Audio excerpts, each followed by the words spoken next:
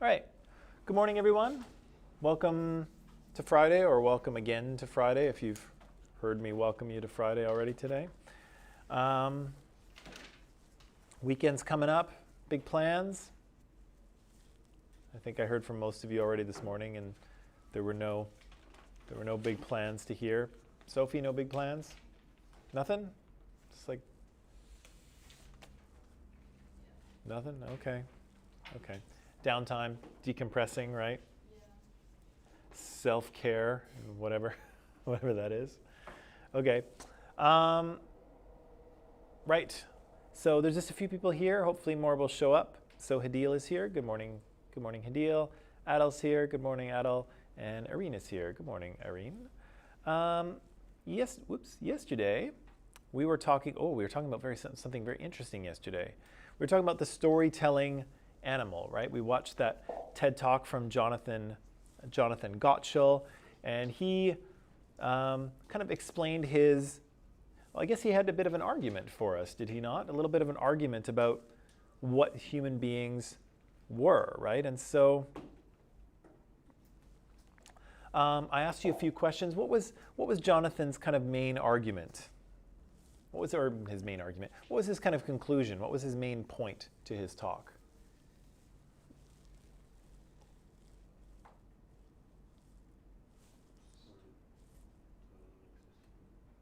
Storytelling makes us human.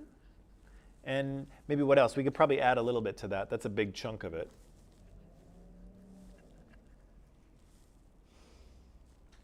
What else could we say? What was his point?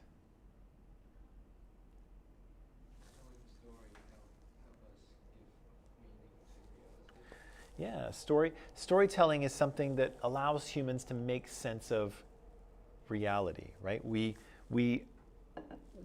force our lives, we force the sometimes random events of our lives, we force them into a narrative structure. We try to make a story out of them to understand them. We didn't talk about it yesterday, but did you see the little graphic he had going in the background? You know, it was the little geometric figures moving around the screen. Did you see that? Did you pay attention to it at all? In the past, I didn't do it this time, but in the past I've actually shown that little film to students with no context. I just show it to you. Did you see what was going on? Did you kind of start to develop a story about what was happening? Weird, right? Like it, and that's kind of what Jonathan's point is that the way humans understand the world is that we understand it through story, right? We put things into a sequence of events where there's cause and effect and maybe some sort of greater meaning. That's what we try to do. That's our organizational structure. And so not only are stories fun and entertaining and, you know, we kind of enjoy them for those purposes, but they're an important part of how human beings understand the world, right? And if that's true, for our purposes anyway, what we would like to do is look at culture's stories and see what they can tell us about that culture, right? So if story helps a culture figure out the world, what does how they've figured out the world tell us about the culture that created that story, right? It can work both ways for us. So that kind of brings us to maybe something not maybe something we'll talk about today, something we're going to talk about right now, is a story that comes to us from Mesopotamia, the Epic of Gilgamesh. And like I mentioned the other day, it's basically the first story that we have a written record for. Did stories exist before this? Absolutely. Were people passing things down for generations? Yeah, they probably were, but they were passing them down orally, right? They were just telling stories and remembering them and telling them over and over again. But this is the first one that gets written down so that we, in 2021, can actually hear this story and see what these people were talking about, right? So again, we'll see that Gilgamesh is regarded as the earliest surviving great work of literature. It comes to us from about 2100 BCE, so about 4,000 years ago. But again, the story is probably older than that. It's probably that people were telling it for generations, and then finally it got written down. The hero of the story, of course, is named Gilgamesh, and Gilgamesh is a semi-mythic king of one of the Sumerian city-states, Uruk. And so the city-state is Uruk. Gilgamesh is the king of it, and he is semi-mythic in that the king's list actually lists a King Gilgamesh. So he may have been, good morning, he may have been based on a real person, but after you see the story, you'll probably agree that it's a fictional story. He's based on a real person, and he's also a demigod. He's also a demigod, and so demigods, of course, are part god, part human, right? So they have a god, one god, not a godparent, but a parent who's a god, and a parent who's a regular person. Lots of these exist through mythology. Do you know of any other demigods? Hercules is a demigod, right? Father is Zeus, mother is Orpheus is a demigod too. Yep. Oh, Apollo is his father, right? Is Hermes a demigod or a god? I think is he a demigod too? I thought he was a full god. Either way, half gods are very common in literature. Actually, now that I think of it, from Guardians of the Galaxy, would Peter Quill be a demigod? Star-Lord? His mom's from Earth, and his dad is... Anyone seen Guardians of the Galaxy 2? His dad is kind of something else, right? He's some sort of... He's not maybe a god, but he's some sort of like godlike, powerful being of some type. So Peter Quill is almost a bit of a demigod as well. So there's lots of demigods in myth and in storytelling, and Gilgamesh here is just one of them. What's that? Thor. Is Thor a demigod? His father's Odin, and Odin's a full-on god. But is his mother a god as well, or is she? I'm not sure about that. What's that? He's the god of thunder, but she's not the god of anything, is she?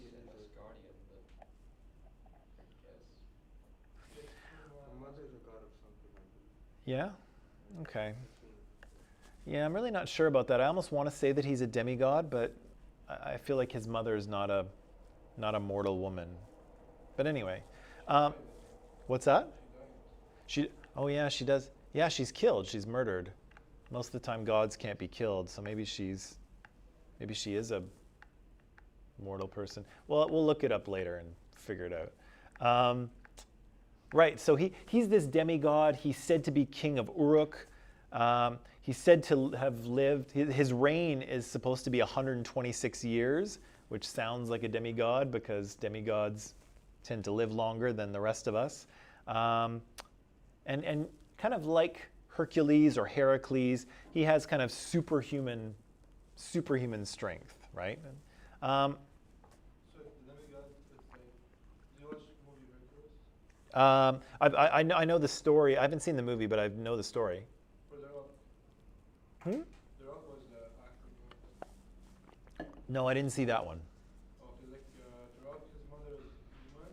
Yep. And his dad is a god. Yeah. That's the power of it. Yeah. So because these demigods kind of have like so they're not. They get it from their dad. Yeah, they're not fully gods, but they're stronger or more powerful than us. They're fearless and have lots of power. Yeah, than us regular people. And Gilgamesh is exactly that. So here's I think a Babylonian statue of Gilgamesh. And so he's sitting here and he's got a lion. He's got a lion in a headlock. You know you're strong and powerful when you've got a lion in a headlock, right? So here he is. And here again is the type of writing. So we've got this tablet of cuneiform, and I know it's hard to kind of see what's going on, but this is kind of one of the places where we would read about Gilgamesh and his... How can they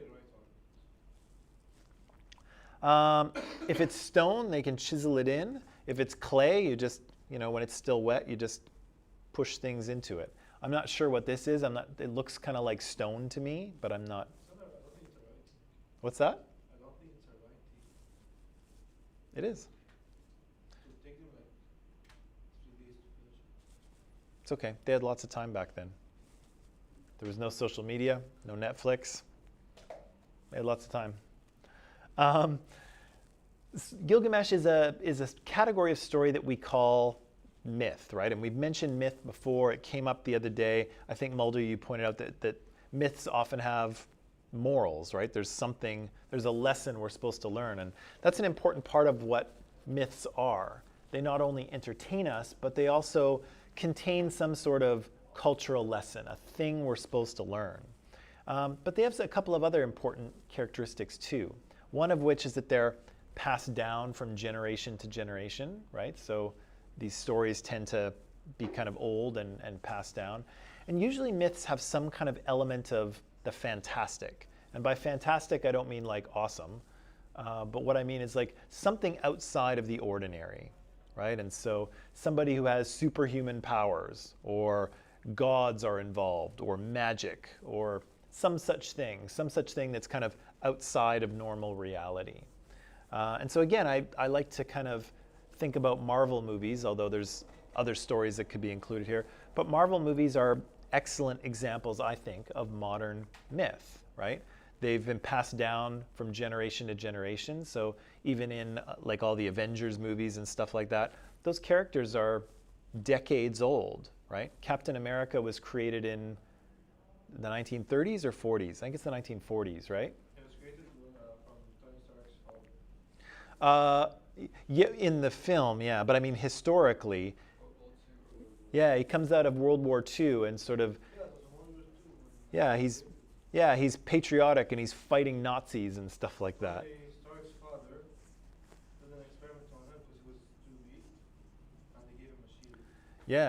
Yeah. And so, yeah, he comes out of that period, right? So we pass these stories down from generation to generation. They do contain an element of the fantastic, right? Because everyone's got superpowers and tech that we don't really have in real life. And I think they contain a moral as well, right? These characters are acting in ways that we perceive as heroic, right? As, things that we could aspire to, right? So, huh? Not so much, literally, but I mean, in a more general sense, right? The characters are brave, right? They try to protect people. They fight for the common good. They try to oppose people who want to sort of terrorize or enslave others, right? So they kind of have values that our culture is in alignment with, right? Particularly maybe someone like Captain America, who's like a symbol of a lot of heroic virtues, but he's also supposed to be kind of a symbol of America. What's that? Symbol of capitalism. And maybe capitalism is an important part of the American identity, right? He's the leader of the group. Yeah. Okay. You with me back there, Sophie and Noah? Okay. So the question, of course, is what can this story of Gilgamesh tell us about Sumerian culture, and can we use what we learn from Gilgamesh to help us understand other stories and other cultures as well? And again, is story really that important? Okay? So to kind of do this, we're going to watch a video, and in the video, the narrator here, Mike Rugnetta, I think his name is, he's going to tell us the story of Gilgamesh, which is going to be helpful because it's a weird story. Okay, so I think by the time we get to the end of this video, it's not a long one, I think we'll all agree it's a bizarre story. Okay, again, in the past I've had students read it, but it's really confusing and hard to read. So Mike's telling of it will be a little easier to digest. And so what I want you to pay attention to, or what I want you to think about, is what do you think we can figure out about the Sumerians in their terms of their beliefs and values and how they see the world and what a hero is? How can we tell those things based on what the story is about? So is it the story of the Sumerians or the Babylonians? Because there was a statue that was it gets passed down. And so I think it's a Sumerian story, but the Akkadians kind of embrace it, and then the Babylonians continue to tell it. And so it kind of becomes, it's a story that kind of transcends that culture. It gets passed through a number of different cultures. Yeah. Okay, so here's what we'll do. So the video is here, and so for online people, if you'll just bear with me for 10 seconds, I'm just going to post the link to the video in Microsoft Teams so that you can watch it as well. Okay, here we go. Okay, so I posted the link in Microsoft Teams, and again, just to kind of remind you, pay attention to think about what we can learn from these Sumerians or Babylonians or whoever. What can we learn about Mesopotamian culture based on what we see in this story? Okay? All right, so online people, the link is in Microsoft Teams. Go watch it, then come back and we'll talk about it. In class here, we'll do the same thing. We're gonna watch it here. So we'll see you in just a few minutes.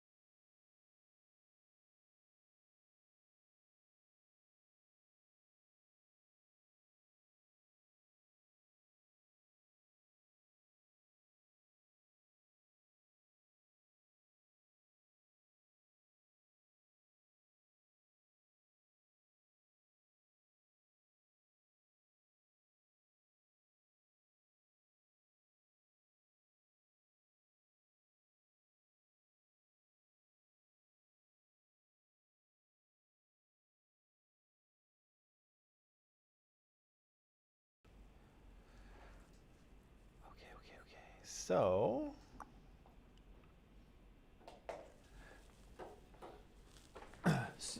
did I lie, or was that a weird story?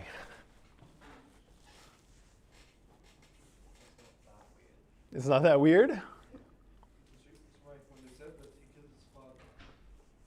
Yes. Is his father that he called? No, it's kind of a symbolic thing.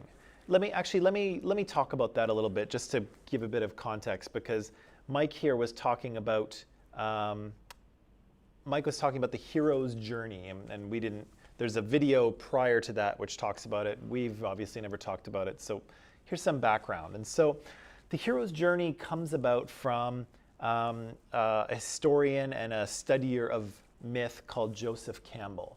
And Joseph Campbell was really interested in myths. He was like a university professor, and he was very interested in myths, and he was researching them. And what he thought he saw was that a lot of cultures have they have myths that are kind of very similar in certain ways. And one of them was this hero's journey, the hero who goes out on a quest trying to achieve something, maybe achieves it or maybe doesn't, and then kind of returns home.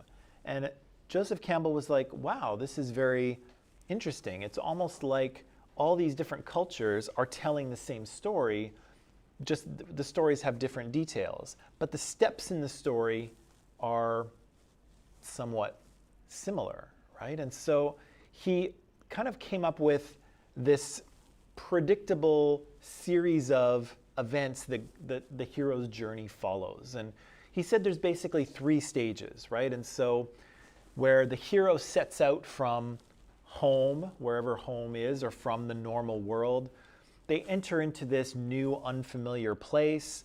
They meet friends or sometimes gods or teachers.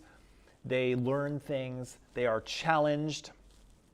Sometimes they're successful. And then they come back home with some sort of prize. And sometimes the prize is a thing. Sometimes the prize is knowledge. Can be all kinds of things. And yeah, they return back home, and things are never the same again. Okay? And so there's a few more steps to this that Joseph Campbell kind of mapped out. And you heard Mike Rugnetta kind of talking about a few of these, right? So Gilgamesh kind of living in his ordinary world, living in Uruk as the king, doing king stuff.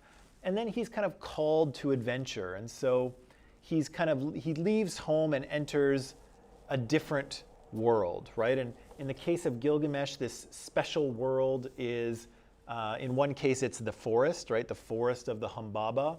In the second part of the story, it's the underworld, right? He enters into the supernatural world to find immortality, right? And in both of these stories, he's kind of challenged. He has to sort of go through these ordeals, and then, he gets what he's looking for, or it seems that he gets what he's looking for. And then the hero returns home, and things are different, right? Things are somehow different for them upon return. So Joseph Campbell was looking at world myths, and he was like, yeah, a lot of myths in all kinds of different cultures follow this pattern. And they don't, the details are all different, the stories are all different, but there seems to be this common cycle, right? Does this kind of cycle of events sound at all familiar to you in terms of movies or stories that you've read or seen? Sophie? Yeah, what does it feel like to you? Does it remind you of anything? Like the cycle? Yeah. Like the heroes? Yeah. I mean, it just reminds me of like a stereotypical like action movie about heroes. Yeah, it kind of feels familiar in a way, right? Has anyone seen Star Wars? The original, the first Star Wars, A New Hope? No? The old one? Okay. Well, the old one, the first one that was made, Star Wars, A New Hope, which got tagged on later, but that first Star Wars follows this hero's journey very closely. And one of the reasons it does actually is that George Lucas, who created Star Wars, was very into myths and mythology, and he read Joseph Campbell's book. And so he patterned his story on the hero's journey. And so for Luke Skywalker, he follows that very pattern. He gets called to adventure. He leaves his planet. He meets new allies, right? Like Han Solo and Chewbacca. He, finds a teacher in Yoda eventually, or actually in Ben Kenobi at first. He goes through an ordeal, a reward, and then he comes back, as a rebel hero with a knowledge of the Force, and he's this new person at the end of the film. And so that film follows very closely. If you've ever read or if you've ever heard of Homer's Odyssey, have you ever heard of the Odyssey? Ancient Greek thing? The Odyssey follows this pattern as well, right? As Odysseus, the hero of the Trojan War, attempts to return home at the end and has to sort of struggle to return to Ithaca, where he's from. Anyone seen this movie or read this book? Heard about it? You've never read it? It's sitting on my nightstand. Okay. You're getting to it? It's on the list? Well, if you ever do get around to reading it or even watching the movie, you'll find that Harry Potter follows the hero's journey as well, right? As he's living with his aunt and uncle, or is it his aunt and uncle? I know they're awful to him. He's living with them, and then the call to adventure, right? He receives his letter to attend Hogwarts. Is there supposed to be? Oh, shoot. Sorry about that. I can't believe you didn't know what I was. Okay, you got to tell me these things. Right. This was what was supposed to be on the screen a minute ago. So this is kind of the cycle, right, of leaving the ordinary world behind, entering into some new world, meeting new friends, gaining new knowledge or new skills, being tested, achieving or getting some reward, and then returning back home, right? And so, again, for Luke Skywalker, this journey fits. Maybe the other one I should mention too is Tolkien's Lord of the Rings, right? For Frodo and for Samwise, they go through the hero's journey as well, right? They're called to adventure when Frodo is given the ring, right? And Gandalf says to him, or it becomes known that the ring must be returned to Mordor and cast into the fires of Mount Doom. And Frodo steps forward and says, I will take it, right? He's called to adventure. He meets a bunch of new friends, right? The Fellowship of the Ring, Aragorn and Boromir and Gandalf and Samwise and Legolas, right? He meets these new friends. He goes through all of these dangerous situations and has to fight orcs and balrogs and all kinds of things, right? And eventually he will succeed, right? He will cast spoiler alert, he will cast the ring into the fires of Mount Doom, and he will return home, right? He'll go back to the Shire. But of course, if you've seen the movie or read the book, things are not the same for Frodo, right? He's been changed by that journey, right? He's different than when he set out at the beginning. But again, Tolkien's story follows this pattern as well, and as does Harry Potter, right? And again, Harry is called to Hogwarts. He meets a bunch of friends, right? He meets Ron and Hermione. He goes through an ordeal as he kind of meets or encounters Voldemort, although we shouldn't say his name. But he encounters Voldemort. He defeats him, at least temporarily, and he returns home at the end. But of course, Harry is changed, right? He's different, having had that experience and gone on that adventure, right? So this kind of story is very popular. If you've ever seen, well, I won't say, you probably haven't seen it, but there's a bunch of, sorry, I just got to find the right slide here. Yeah, there's many stories and many movies that follow this exact pattern, right? The journey of the hero. And Sophie, I think you said, yeah, it kind of sounds familiar, right? And it sounds familiar because it is familiar. And there's a lot of stories that kind of fit into this mold of the hero setting out on adventure and having these things happen and then returning back to where he or she started and things having changed, right? Was it the same too? What's that? Hercules. Yeah, Hercules is probably one that fits in as well. He went on a mission to help someone, but then the one who called for help Yeah, was the bad guy, so he had to fight him back. yeah. And then he returns at the end. And he lost one of his best friends too. Yep. Yeah, so He returns. sometimes that happens too, right? In the course of these stories. And sometimes, the hero isn't always ultimately successful, right? Gilgamesh here fails a number of times. The other ones, if you've ever has anyone watched Indiana Jones movies? Indiana Jones? Indiana Jones is another George Lucas thing, but it follows that pattern as well, right? Indiana Jones sets out on an adventure. Sometimes he succeeds, sometimes he fails, and he returns kind of somewhat changed at the end, right? Okay, let's take a little break, and then when we come back, we'll talk about this Epic of Gilgamesh and maybe some of the things that we might pull from this culture, okay?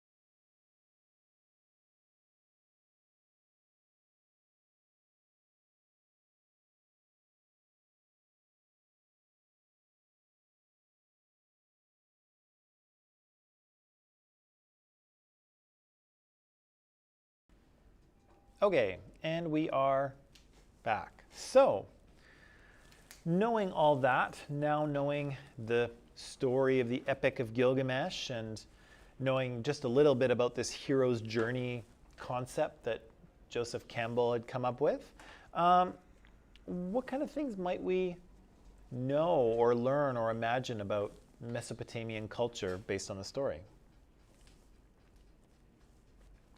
They don't discriminate women. They don't discriminate? How do you mean? Like a lot of the characters with power, like goddesses, and at the beginning, like we mentioned, the culture sees rape as a bad thing. Okay. I guess that's okay. I guess that's true. So there's two things we can learn, right? We have some very powerful female characters, right? So Gilgamesh's mother is a goddess, and he encounters a couple of goddesses in the process of the story. One of which who wants to actually marry him, right? She's kind of got the hots for Gilgamesh. Unfortunately, he says no, and that doesn't turn out very well. Never. The lesson being, of course, if a goddess or a god proposes to you, you should probably say yes, unless you don't really like your friends, and then, you're fine. But yeah, so we have some powerful female characters in this story, and there is kind of that idea that rape is not a good thing, right? And it's true. A little more context to that in the story. Gilgamesh, as king of Uruk, insists on sleeping with every bride, so every woman who is married, he insists on sleeping with her on her wedding night. So the bride and the groom get married, and then King Gilgamesh gets to have sex with this woman right after her marriage, which is a pretty awful thing to do, right? So let's say that a girl gets married to a man, a normal man, and the king has to sleep with her? Yep. He doesn't have to. He gets to if he wants to, which he apparently does. So that's kind of you could understand how people wouldn't like that very much, right? So yeah, so there's a condemnation of rape, which is interesting. What else is going on here? What else do we learn about Sumerian culture? Assuming we knew nothing.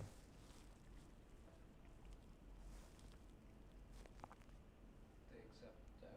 They didn't create stories about afterlife, like a Christian afterlife. They just accept it as nothing happens, Well, and everyone's gonna die. yeah, so we learn a little bit, the fancy word you might be looking for is worldview, right? We learn a little bit about these people's worldview, right? There's a world that we all live in, but there's also an underworld, there's an afterlife. There's people living in an afterlife, right? Utnapishtim is one of them, right?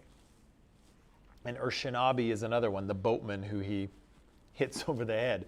There are people who are living in kind of an afterlife underworld sort of situation. So we kind of see that they've imagined the world as there's a world, but there's also an afterlife or an underworld that exists as well. What else do we learn? People die, I guess, which is pretty much everyone has to accept that, but it's fair. Hello. What else?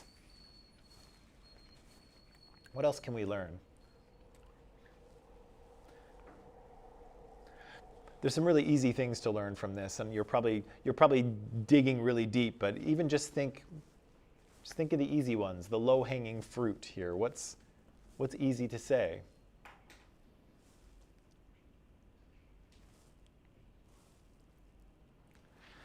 What do we learn about their religion?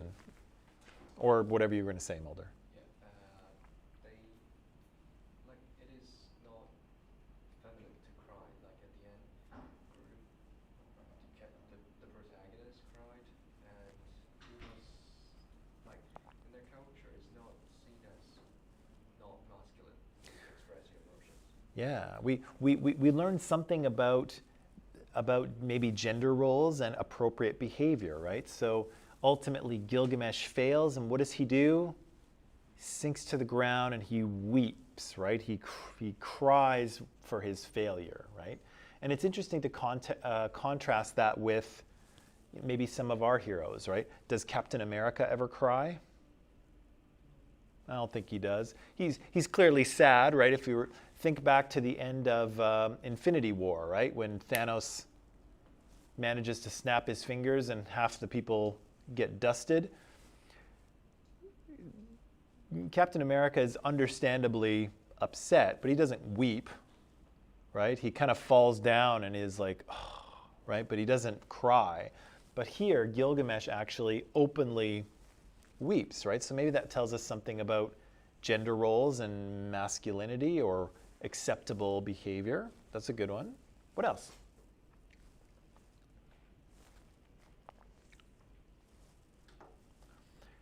I'll ask again. What's that? Yeah, yeah. Well, and that was going to be my question about religion, right? Is that we get a little window into religion, right? There are gods and goddesses, right? This is a polytheistic religion because there's a few gods or goddesses that kind of poke their head into this story at various points, right? So we learn a little bit about who the gods are, a little bit about what they're like, the fact that there is many of them rather than just one. We used to read like each god is meant for something. Yeah, Mars is meant for war, the throne, yeah. and Sol is the father of gods. Yeah, so we learn a little bit about who the gods are and what they're the gods of, right? What are they in charge of? What's their portfolio, if you want to use modern governmental language? What else do we learn?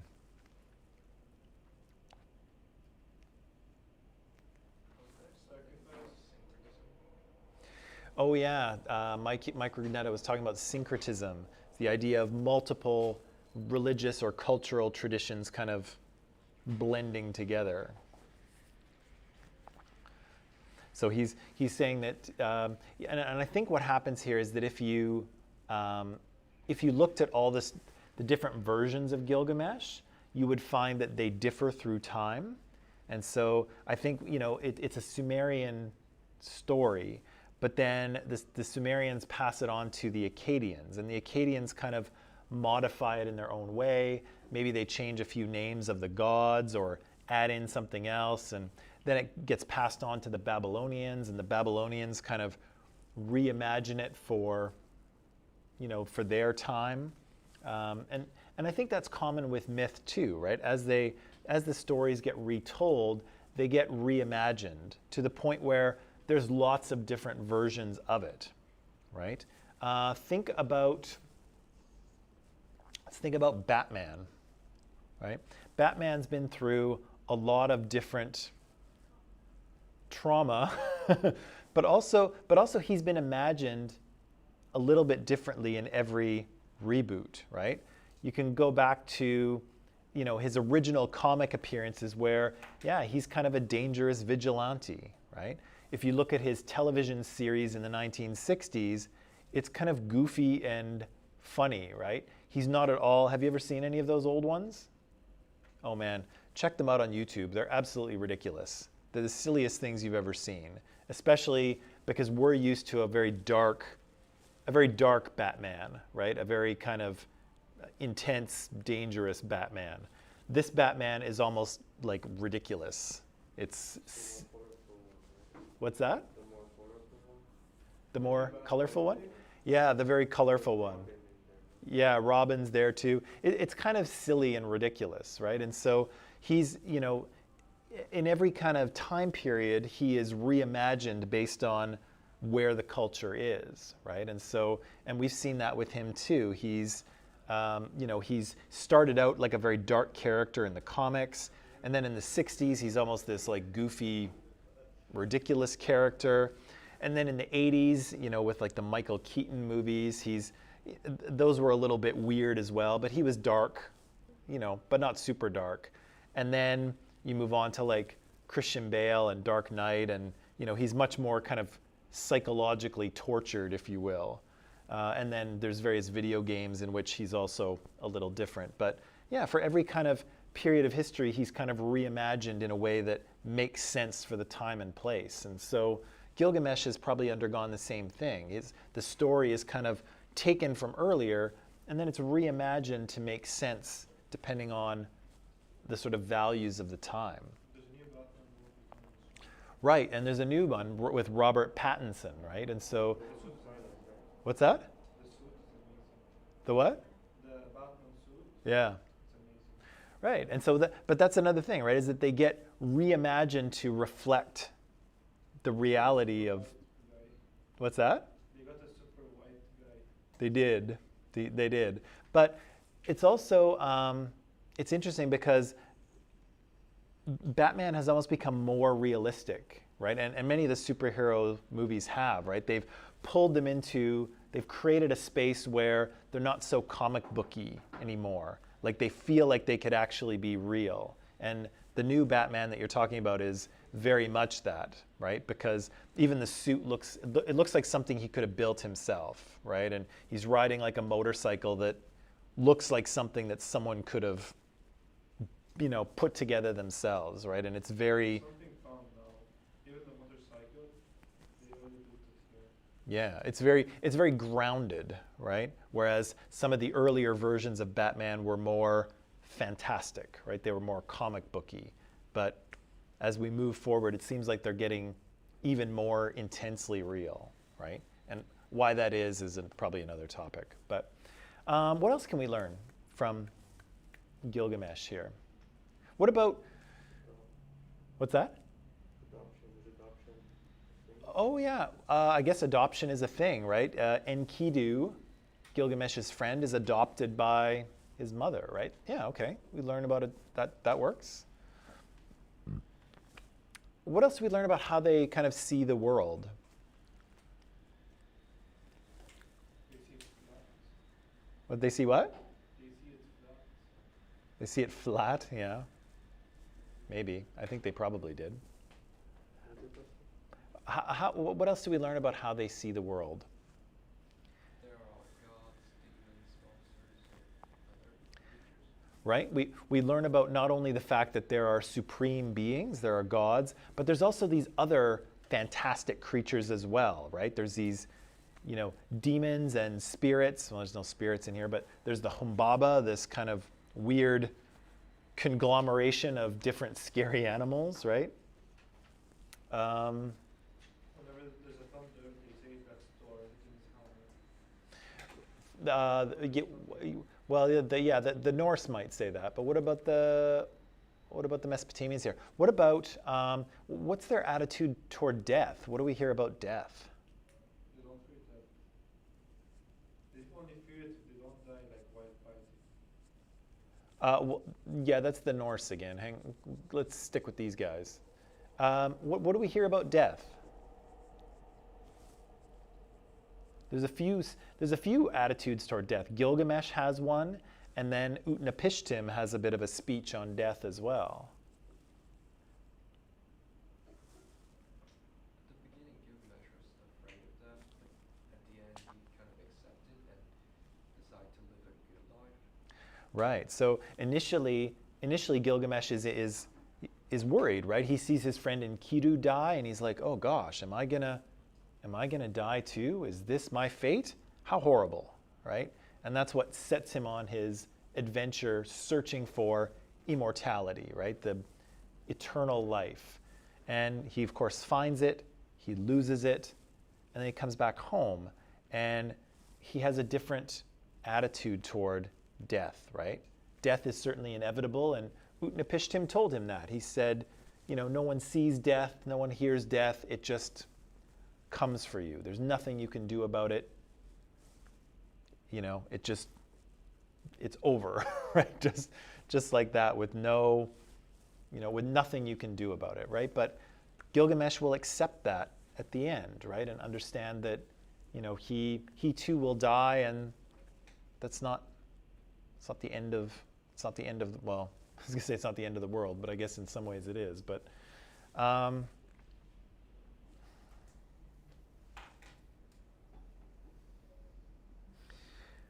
what do we learn about heroism from Gilgamesh? Heroism. The ability to accept healing and anything Right. So he becomes a hero. Yeah, he becomes a hero by accepting human limitations, right? By realizing that he's not all powerful. He is not immortal. He cannot defeat or overcome death, right? That he too will die. What else is kind of interesting about Gilgamesh as a hero? What else can we say about him as a hero or as a non-hero? Because we all have kind of ideas about who heroes are and what heroes are like, right? Well, he didn't save anyone. He just killed a bunch of people. He's a hero. Interesting, yeah. His deeds are in some ways very selfish, right? He's not protecting the people of Uruk or saving people's lives. He's kind of gone off on personal quests, right? To kill Humbaba for the fun of it, I guess, and then searching for, eternal life, not for the people, but for himself, right? So he's kind of been a little bit selfish in a way. He hasn't really rescued the people, which is very interesting because when he returns home at the end, he actually becomes a better king. And so he remains king of Uruk for a little while, and when he dies, the people actually do mourn him, and they have a big funeral, and they're sad that he's dead.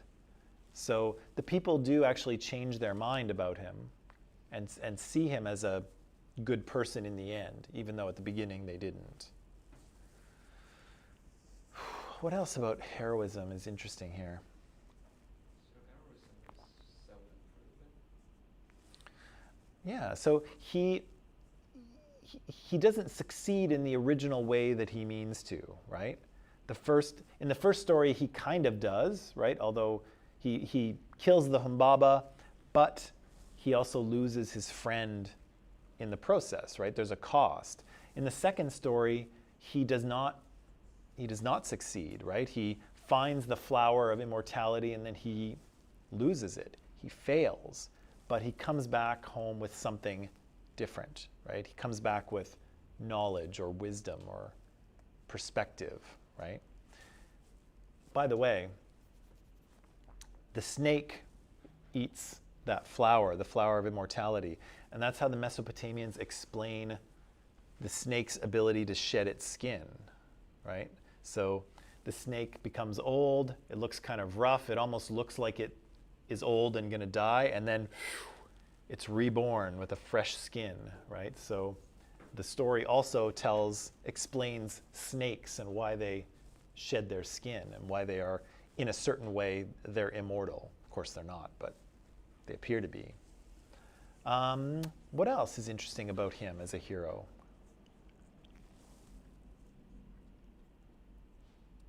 Like, he's the only one that's gonna be able to do anything hard, like a quest or anything. Yeah, it's Really well done.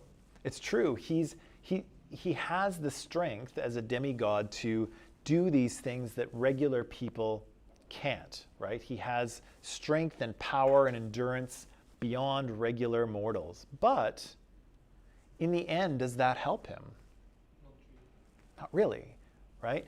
Even though he is more than any of us, he still fails. He still cannot achieve eternal life. He still returns home without the prize, right? And so I would ask you, what makes him his hero? What makes him a hero? His strength and power and sort of godlike abilities, or is it his humanity? Right. Yeah, which is really interesting as well, right? And if I could tie it back to Marvel movies, would you say that about Marvel heroes as well? What makes them heroes is not so much their powers, but their Human. They're- They take care of people, they defend them. yeah, right? Their ability to care for other people and to protect other people.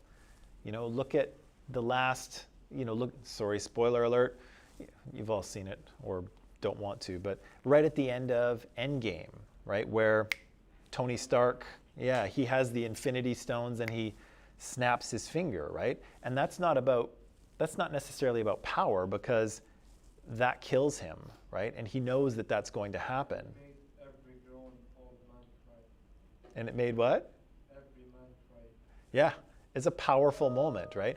But it's a powerful moment because, not because he's so powerful and he uses his, He has his humanity yeah, it's a human act, and it's a, to save mankind. yeah, to save mankind, and it's the end of his own life, right? He knows that he's not going to survive that, right? And Robert Downey Jr. plays it so well, right? Like it's such a perfectly acted scene that, yeah, like you say, it really hits you, right? But again, it doesn't hit you because he's so powerful and he's using his brains and his Iron Man suit. It strikes you as powerful because it's his humanity that is showing, right? And here it's the same thing with Gilgamesh, right? Gilgamesh is a hero as a human, not as a superhero, which effectively he is, right? He's the 2000 BC equivalent of a superhero, if you will. Which is interesting, right? Because even though these people 4,000 years ago are telling this story, which is in some ways quite bizarre, there's also a lot of overlap between what they're valuing and what we are, which is pretty wild, right? I don't know if you believe Joseph Campbell's monomyth thing, but isn't it kind of interesting that not only are we still telling very similar stories, but in some ways we're still valuing the same things, right? We're valuing the hero who becomes heroic because of what he learns, right? Or because of how he expresses his humanity rather than just, his pure strength and ability to, defeat scary monsters, right? There's something, that's all fun and good, right? Everybody enjoys the defeating of the scary monster, but there's something more, right? The expression of humanity is what makes them heroes, not, It's the human, like defending them. yeah, I watched Thor Ragnarok yeah, when Asgard got destroyed.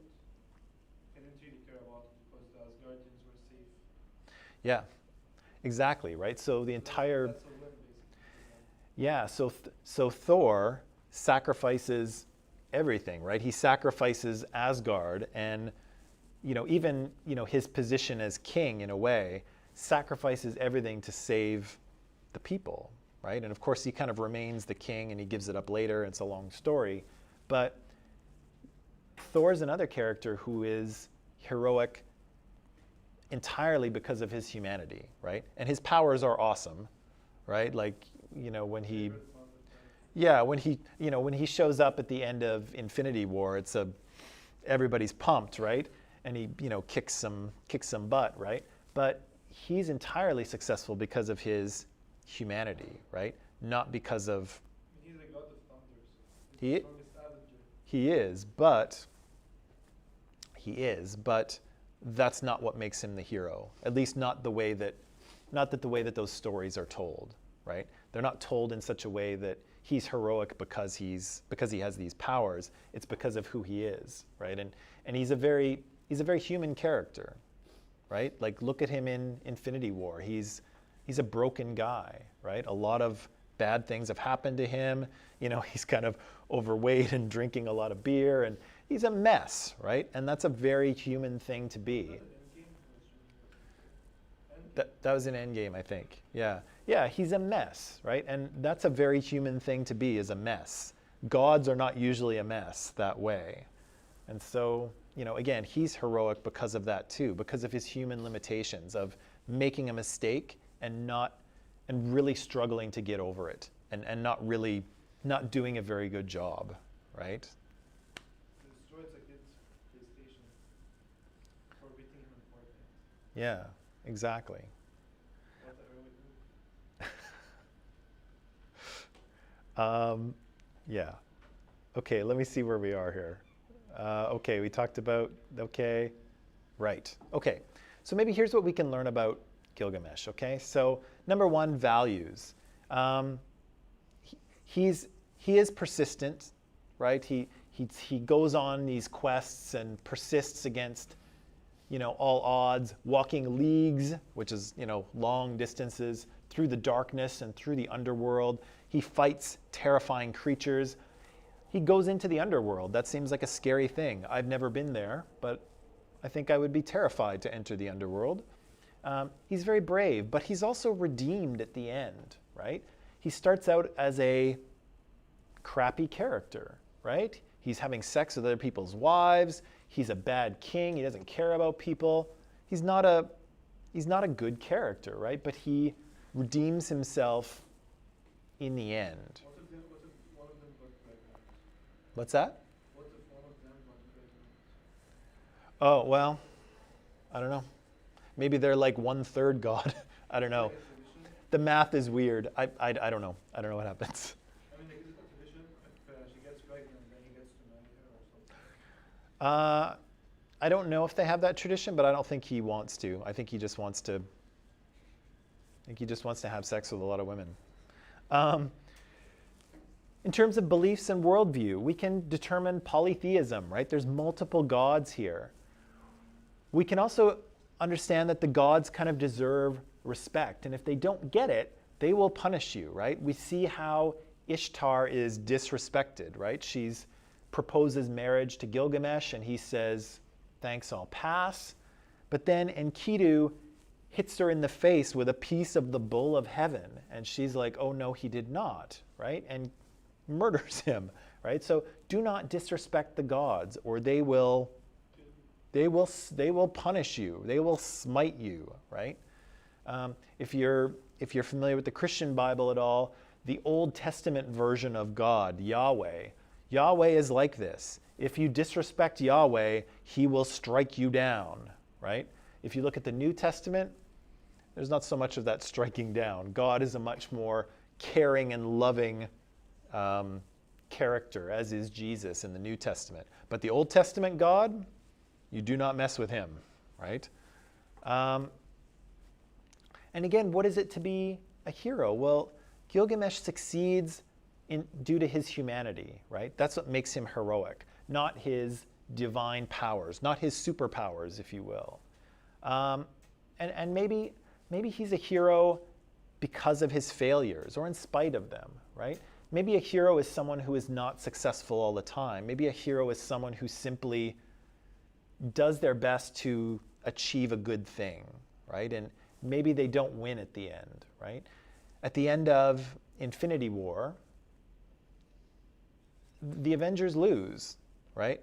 Thanos wins that movie, right? Are they any less heroes because they've been defeated? I wouldn't say. People start believing in What's that? People started to not believe in them. Yeah, they definitely, it was different after they failed. Yeah, they lost a little bit of faith in themselves too, right? But were they any less heroic for being defeated? No, we didn't all start cheering for Thanos, did we? No, even though he won, he was still the bad guy, right? And so here Gilgamesh is the hero, even though he fails, right? It's also worth maybe thinking about the reward. Maybe the reward isn't, and this is maybe kind of a life thing, but maybe the reward isn't what you thought you were going after anyway, right? Maybe you thought you were looking for one thing, but maybe you find something else that's better, right? Maybe the reward for your journey is something, maybe the real reward is not what you were looking for. And maybe the thing that you were looking for or trying to get was not really the thing that you should have been looking for, right? And that's what I want to sort of present to you or suggest to you here is that, is the hero's journey so familiar and, does it resonate through all these cultures and all these stories? Because in a way, maybe it's a metaphor for life itself, right? Where's my little graphic here? Yeah, like, is this a way for understanding our own lives? Jonathan Gottschall said that story is a way that humans understand reality. We take all these events and we put them into a story that makes sense to us. And maybe we do this with our own lives as well. Maybe we're all on our own hero's journey, right? We enter into an ordinary world, right? So we're born into a family and we kind of grow up there. But eventually we're going to be called to adventure, right? We're going to be called to sort of go out into the greater world, right? We're going to be called to go out and do something. We don't just sit at home with our parents until we die, right? We go out and do something, right? And of course, you all have very much done that as you've left your homes and you've come here to a different world, right? You'll meet people on that journey, right? Some of them will be people who teach you, although they don't have to be teachers. You'll meet friends, you'll meet enemies, you will learn things and gain skills and abilities. You will be tested in various ways, as we all will, and hopefully there will be some sort of reward for that, right? And maybe not today or tomorrow, but maybe, in 30 years or 40 years or something. Maybe you will come to feel that you have achieved something. And I don't know what that something is, and I think it's different for everybody, but you will achieve something. And then you kind of return home, right? As people kind of retire and they kind of gear down in their older age, they kind of return back to an ordinary world, right? The world of the home and the world of family, but they've been changed, right? They've been changed since they left their home and sort of set out on their journey. Now to return back, they are very different people, or we will be very different people, right? And maybe this is a good kind of metaphor for life, and maybe that's why it resonates so strongly throughout different cultures, and maybe with ourselves as well, because hopefully our life follows this trajectory, right? We go out on this journey of life, and hopefully we come back with something, right? Some kind of reward, some kind of thing that is worth something. And again, I don't know what it will be, right? I don't know what the thing that you will find at the end. I don't know what that will look like. And it could be, it'll be different things for different people. But I don't know, maybe this is a good way of understanding human life. And so every hero's journey that we read about or see in the movies or whatever, maybe it's just a mini version of life, right? A metaphor for understanding what we're all doing, right? Because sometimes it's hard to know, right? If we're, let's pretend that we're all at stage 6. So tests, enemies, and allies. Let's pretend that we're all there. It's hard to understand what's going on because you don't really know the end of the story yet. You don't know what will happen. But maybe if you have this idea that this is how these stories go, maybe it feels a little more comforting, right? To know that, yeah, I'm on my journey. I've entered this different world, this special world, and I'm being tested, right? There's challenges being put in front of me that I'm trying to overcome. And sometimes I'll be successful and maybe sometimes I'll fail. But ultimately, there will be a reward at the end. There will be something that is gained from all this once I return home, whatever return home actually means, right? So, I don't know. It's interesting to think about. What do you think? Or is that just too deep? Sophie, what are you thinking? Yeah, it's a bit deep. It's very deep. Interesting to think about.